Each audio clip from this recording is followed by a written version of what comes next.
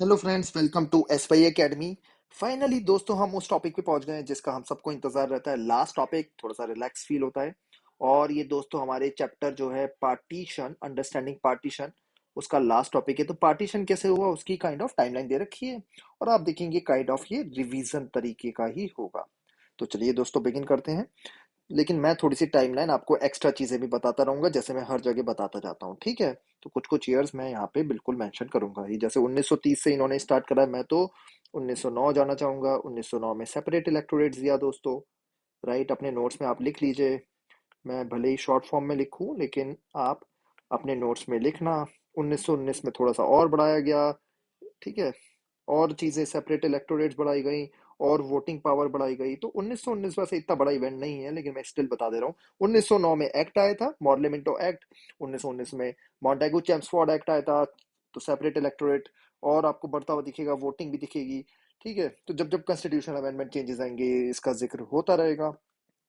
फिर दोस्तों दंगे हुए 1920, 1930, 1930, 1940, वो ठीक है, नहीं मेंशन करते, नो प्रॉब्लम। एंड एक पॉइंट यहाँ पे काइंड ऑफ मिसिंग है, वो 1906 में मुस्लिम लीग की स्थापना हुई। मुस्लिम लीग 1906, तो 1909 के पहले भी आप लिख सकते हो मुस्लिम लीग की स्थापना हुई।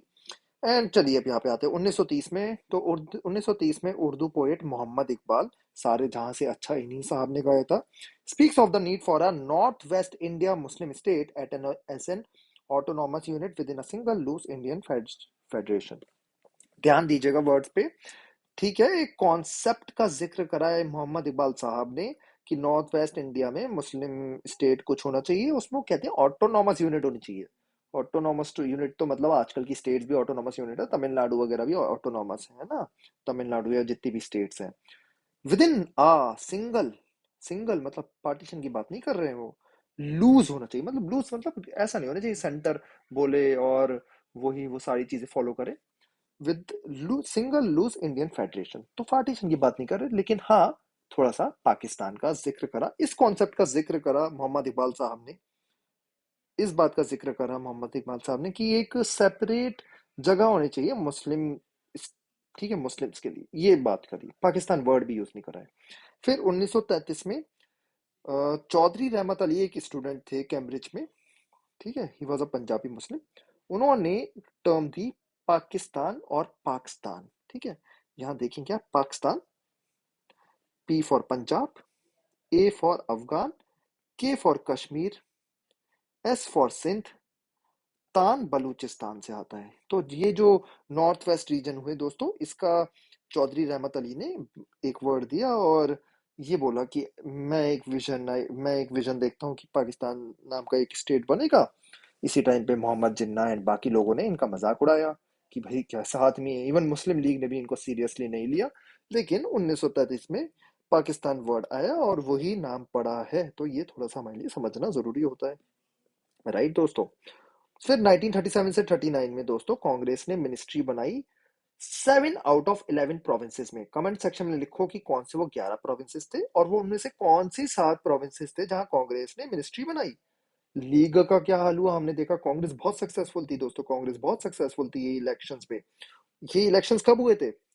ये इलेक्शंस हुए थे 1935 एक्ट आया था उसके हिसाब से 1937 में इलेक्शन हुए थे कि प्रोविंसेस में ऑटोनॉमी रहेगी, प्रोविंसेस में मिनिस्ट्रीज बनेगी। इसी टाइम में आप देखोगे कि प्राइम मिनिस्टर ऑफ मद्रास बनेंगे आपके सी राजगोपालाचारी, ठीक है। Prime minister of Madras, Madras क्योंकि एक प्रोविंस था तो वहां पे हर प्रोविंस का एक प्राइम मिनिस्टर काइंड ऑफ होता था। आई होप पॉइंट आपको ये थोड़े से समझ में आने, ज्यादा डिटेल में तो मैं नहीं जा रहा लेकिन समझ में आना चाहिए, इंपॉर्टेंट।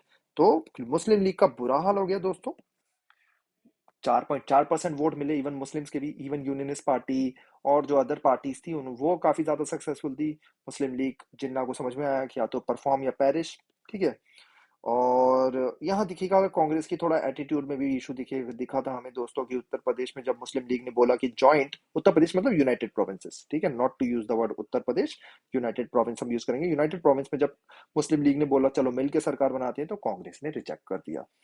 तो मतलब जिन्ना को क्लियर हो गया कि अगर भारत में मुसलमान रहेंगे तो वो माइनॉरिटी में रहेंगे, वो कभी भी पावर नहीं बना पाएंगे और हमारे लिए भी ठीक नहीं रहेगा। तो यहाँ पे थोड़ा सा हमें दिखा था कि कांग्रेस बेटर एटीट्यूड शो कर सकती थी, कांग्रेस मिनिस्ट्रीज दोस्तों बनेंगी। फिर उसके बाद दोस्तों 1939 में क्या हुआ, वर्ल्ड वॉर शुरू हुई, 1939 से लेके 45 तक चली। और वर्ल्ड वॉर में अंग्रेजों ने भारत को पार्ट बना लिया। इसी को आप कह सकते हो प्रोटेस्ट करते हुए कांग्रेस मिनिस्ट्रीज ने 1939 में इस्तीफा दे दिया। तो 1937 से लेके 1939 तक कांग्रेस की मिनिस्ट्रीज रही थी। 2 साल में उन्होंने काफी अच्छा काम करा था, जो इस बुक में हमने वैसे ज्यादा पढ़ा नहीं है। ठीक है, काफी अच्छा काम करा था उन्होंने। लेकिन 1939 में उन्होंने इस्तीफा दे दिया कि वर्ल्ड वॉर टू जो है वो स्टार्ट हो गई थी 1939 में दोस्तों। ठीक है, तो ये इंसिडेंट हुए। उसके बाद मुस्लिम, अब देखते हैं, यहाँ पे आ जाते हैं दोस्तों। 1940 में Muslim League moves a resolution at Lahore demanding a major of autonomy for the Muslim majority areas. Again Pakistan की बात नहीं कर रही, मुस्लिम लीग एक रेजोल्यूशन लाई है लाहौर में कि हमें ऑटोनॉमी चाहिए, ऑटोनॉमी। ठीक है, ऑटोनॉमी बोल रही, पार्टीशन वगैरह का कोई जिक्र नहीं है। साथ साथ में दोस्तों हमें बिल्कुल याद रखना चाहिए कि 1940 में अगस्त ऑफर आया था, राइट दोस्तों। और आपको दिखेगा कि फिर क्रिप्स मिशन आया था और क्विट इंडिया मूवमेंट भी शुरू हुआ था 1942 में। ठीक है, ये सब चीजें हमें बिल्कुल क्लियर होनी चाहिए, याद रखनी चाहिए। ये सब बैक एंड में चीजें चली थी। क्विट इंडिया मूवमेंट में मुस्लिम लीग ने ज्यादा साथ नहीं दिया था। फिर 1946 में दोस्तों वर्ल्ड वॉर खत्म हो चुकी है दोस्तों, है ना। फिर से इलेक्शंस हो रहे हैं, इलेक्शंस फिर से हो रहे हैं, elections are held in the provinces, but इस टाइम थोड़ी सी पिक्चर बदल गई है दोस्तों। सिर्फ 9 साल में जिन्ना साहब ने इधर का उधर कर दिया सब। Congress wins massively in the general constituency, general constituency में तो कांग्रेस ने बड़ा बढ़िया किया। लेकिन League success in the Muslim seats is equally spectacular. 30 out of 30 provinces जहां रिजर्व सीट्स थी मुसलमानों की, रिजर्व क्यों बोल रहा हूँ, यू सेपरेट इलेक्टोरेट था। ठीक है, सेपरेट इलेक्टोरेट का मतलब होता है कि सीट्स भी रिजर्व है और वोट भी मुसलमान ही देंगे। ठीक है, तो वो जो सीट्स रिजर्व थी प्रोविंसेस में, धमाका मचा दिया लीग ने। इवन सेंट्रल में भी जो सीट सेपरेट इलेक्टोरेट्स की वजह से रिजर्व थी, वहां पे भी धमाका मचा दिया। खूब सक्सेसफुल मिली लीग को। और हमें लीग की पावर ये देखिए 1937 से लेके 46 में ही दिख गई, बहुत ज्यादा, है ना। फिर दोस्तों मार्च से जून में दोस्तों क्या हुआ कि ब्रिटिश ने कैबिनेट मिशन भेजा, जो हमने अच्छे से समझा था। 3 टायर फेडरेशन बनाने की कोशिश की गई थी। British cabinet sends a 3 member cabinet mission to Delhi. Muslim League Congress दोनों ने एक्सेप्ट कर लिया था दोनों को, लेकिन अल्टीमेटली प्रॉब्लम थी। फिर लीग ने रिजेक्ट कर दिया। फिर अगस्त में, अगस्त कब, 1946 की बात हो रही है, मुस्लिम लीग ने डिसाइड करा डायरेक्ट एक्शन करेंगे और पाकिस्तान जीतेंगे हम। ठीक है, पाकिस्तान जीतेंगे। फिर 16 अगस्त को क्या हुआ दोस्तों 1946 को, वायलेंस ब्रेकआउट हो गई between Hindu Sikh and Muslims in Calcutta. बहुत मरे, दंगे शुरू हुए, lasting several days and leaving several thousand people dead. दंगे दंगे चलते गए, जैसे तो चल ही रहे थे पहले से ही, लेकिन यहाँ बहुत ज्यादा बढ़ेंगे। फिर मार्च 1947 में दोस्तों क्या हुआ, Congress high command votes for dividing the Punjab into Muslim majority and Hindu Sikh majority halves and asked for the application of a similar principle to Bengal. British began to quit India. British ने बोला कि हम जून 1948 तक भारत में रहेंगे, उससे पहले हम भारत छोड़ देंगे। ये कह दिया जून 1948, टाइमलाइन दे दी। लेकिन जब ब्रिटिश ने देखा कि इतने दंगे हो रहे हैं, लोग मर रहे हैं, हमारे से सिचुएशन समझ नहीं रही है, पहले ही छोड़ के भाग गए 15 अगस्त 1947 को। लास्ट वायसरॉय कौन थे, Mountbatten, Lord Mountbatten, correct. उन्होंने लेकिन काफी हेल्प करी इंडिया की, और काफी चीजों में थोड़ा सा फंसा भी गए। तो नेगेटिव हर किसी को होते, पॉजिटिव हर किसी को होते। हेल्प भी काफी करी इंडिया की, जैसे प्रिंसली स्टेट मर्ज करने में काफी हेल्प करी लॉर्ड माउंट बैटन ने। लेकिन लेकिन लेकिन कश्मीर का मुद्दा जो फंसा है, उसमें लॉर्ड माउंट बैटन को आप थोड़ा सा ब्लेम डाल सकते हैं। यूएन जाने का सजेशन उन्होंने दिया था, ठीक है। वो भी साइड की बातें, इंटरेस्टिंग बातें। और मेरा एक क्वेश्चन आ जाता है कि क्यों क्यों 14 अगस्त को पाकिस्तान आजादी बनाता है और 15 अगस्त को भारत, ऐसा अलग अलग दिन क्यों है, एक ही दिन क्यों नहीं है? इसका आंसर आप कमेंट सेक्शन में लिख के दो, ठीक है। काफी लोगों को नहीं पता होता, अच्छे अच्छे भी।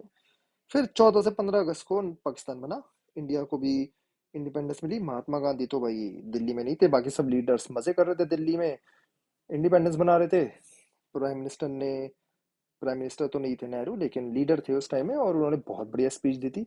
ट्रिस्ट विद डेस्टिनी, पता होनी चाहिए, है ना। अगर अच्छा भी नहीं लगी स्पीच तो कम से कम एग्जाम में लिखने के लिए तो बहुत बढ़िया है वो, तो इसलिए पढ़ लेना वो। महात्मा गांधी तो भाई इस टाइम में ईस्ट बंगाल में थे कि भाई दंगे रोको, मुसलमान हिंदू सबको समझा रहे थे। तो ये सिचुएशन थी दोस्तों। तो हमने ये टाइमलाइन दोस्तों देख ली है, एंड मेन डेट्स बता दिए, वरना तो डेट्स और भी हैं जो दोस्तों, वेवल प्लान भी हम मिसिंग है ना। शिमला कॉन्फ्रेंस जो हुई थी हमने देखा था, जहाँ पे लीग को वोटो मिल गया था 1946 में, वेवल प्लान भी हुआ था, राइट। तो that's all from my side. I hope ये लेक्चर अच्छा लगा। स्टिल कोई डाउट है या कोई डेट आपको लग रहा है मिसिंग है इंपॉर्टेंट, प्लीज कमेंट सेक्शन में मेंशन करो। Thank you and take care.